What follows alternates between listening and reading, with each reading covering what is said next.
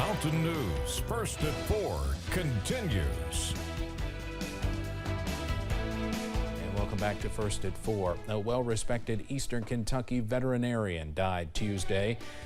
Dr. Carol Combs Morris was known for her work with Beaver Creek Animal Clinic in Floyd County and Letcher County Outpost Animal Clinic. Friends and colleagues described her as a master of her craft with an outstanding work ethic. She didn't care about money whatsoever, so her prices were cheap. But I always told people, even though the prices are cheap, she's really good. Mullen says a private burial service will be held for Dr. Combs Morris this Saturday. WYMT's Chas Jenkins will have more about her tonight at 5:30. One Floyd County family is spending the holidays in the hospital waiting for their young son to be released. 2-month-old Grayson Cook was diagnosed with RSV, rhinovirus, and croup last week, placed on a vent at Cabell Huntington. His mother posted to Facebook asking for prayers. Those prayers came followed by an online fundraiser to help the family with some of the expenses of the mother being out of work to stay by his side. And everybody that's donated, helped, prayed, shared our story, gotten it out there. You know, you just don't really know how much it means to me emotionally. And not only that, just to kind of get the word out about RSV, of how bad it can be. Grayson's condition has improved in the week he's been there, and his mother is hopeful that they will come home soon. Hear more about their story coming up at 5:30. Conservationists in Virginia have opened a second time capsule found at the former site of Richmond's Robert E. Lee statue. Workers believe this time capsule may have been the original one buried at the site in 1887. Inside the 36-pound copper box, they found a printed image from a 1865 edition of Harper's Weekly. The image showed a figure weeping over the grave of Abraham Lincoln. Other newspapers, books, and letters were found from the box, as well as ammunition and coins from 1883.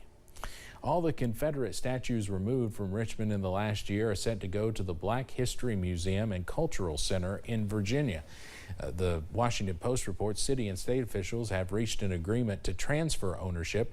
The Black History Museum, the Valentine Museum, and community members are set to decide the fate of the statues. Richmond City Council still has to approve the deal. The U.S. National Park Service is waiving entrance fees for 5 days next year. The 5 free days will be spread out across 5 different months. They include Martin Luther King Jr. Day, Veterans Day, and the first day of National Park Week. People who visit any national park on those days will not be charged an entrance fee. The NPS oversees more than 400 national parks. It says only about 110 of them have admission fees ranging from $5 to $35.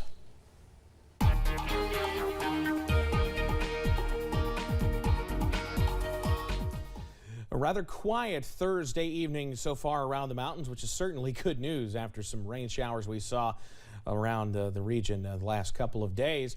Taking you out to Buffalo Mountain here in Perry County. That's a darn near fall-like look outside. Upper 50s to near 60 out there with a little bit of sunshine there as the sun slowly sets here on this New Year's Eve around the mountains. Temperatures remain upper 50s to near 60 around just about the entire region. Moorhead's at 55, as is Wise. Jacksboro on the warm side sitting at 66. All of the clouds from earlier today pushing on out, finally breaking up.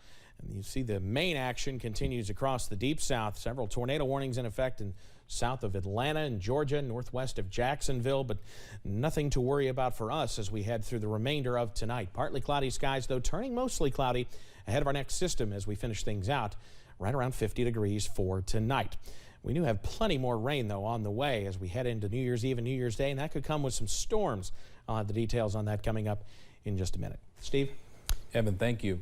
The Biden administration is asking the U.S. Supreme Court to review its case to end a Trump-era immigration program. The so-called Remain in Mexico program forces migrants to stay at the border until their U.S. immigration court date.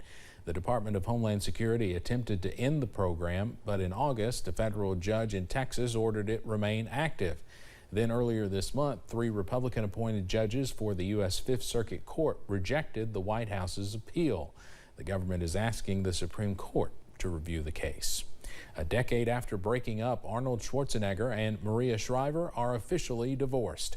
The former couple settled their divorce in a Los Angeles court Tuesday. Shriver first filed in 2011 after Schwarzenegger admitted to the public that he fathered a son with the family's longtime housekeeper. The former California governor and Shriver were married for 25 years before calling it quits. They have 4 kids together. A contractor claims working for TikTok caused her to develop post-traumatic stress disorder. Candy Frazier is suing the social media platform and its parent company, BitDance. Frazier says she worked as a content moderator on the platform and spent 12-hour days reviewing disturbing videos, including ones featuring graphic violence against children and animals. Frazier says the company did not provide adequate protections or psychological support for the moderators. She says the work caused her anxiety, depression, and PTSD. TikTok would not comment on the lawsuit. It's a numbers story, and it is trending upward. COVID cases in the U.S. are at their highest level on record, and that's forcing some to rethink their New Year's Eve plans. CBS's Michael George is in Times Square, where the celebration has been scaled back. 2021 is going out with a bang as the U.S. averages more than 277,000 new COVID cases a day and counting. Federal health officials are urging nursing home employees to get booster shots amid a spike in cases among staffers. And the CDC is advising against cruise travel, regardless of vaccination status. And as we approach New Year's Eve, large gatherings where you're not certain of the vaccination status of people should be avoided. Health officials say you should get tested before a gathering and a few days afterward to make sure you weren't exposed. Our focus is vaccine and testing. Vaccine and testing. Incoming New York City Mayor Eric Adams unveiled a 6-point battle plan to deal with COVID this winter. I'm rolling out my administration plan to keep New Yorkers safe from the virus and keep our city open.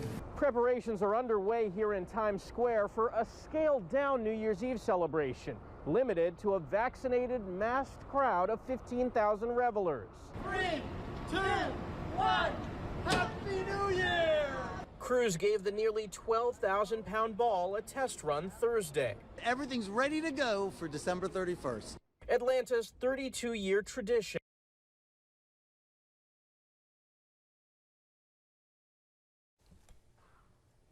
All right, so I apologize for dipping out of that story early, but large-scale New Year's Eve celebrations have also been canceled in Paris, London, and Berlin. Israel says it will now offer a 4th vaccine dose to the most vulnerable. The U.S. Food and Drug Administration authorized 2 new over-the-counter at-home COVID-19 tests on Wednesday. It's part of the Biden administration's commitment to increase access to COVID testing. The Roche and Siemens at-home tests went through the administration's new accelerated review program. The tests are the first to gain FDA authorization through the program, which is set to bring tens of millions of new tests per month to the U.S. It comes as coronavirus cases are, as we've mentioned, surging once again due to the Omicron variant. A testing shortage left many struggling to get tested just days before the Christmas holiday. COVID-19 cases among children are spiking again. Wednesday, the American Academy of Pediatrics reported new pediatric cases are up nearly 50% since the beginning of December. As of December 23rd, there were more than 198,000 new cases among children. Children make up more than 17% of new cases. This marks the 20th week in a row that more than 100,000 children have been diagnosed with the virus. That's according to data released Wednesday from the CDC and the Department of Health and Human Services. Coming up on First at 4, new testing reveals dangerous chemicals in your spice rack. What to look for to keep your family safe. And warm weather continues to filter into the region ahead of another chance for heavy rain and storms. We head into the new year. I'll have all those details straight ahead.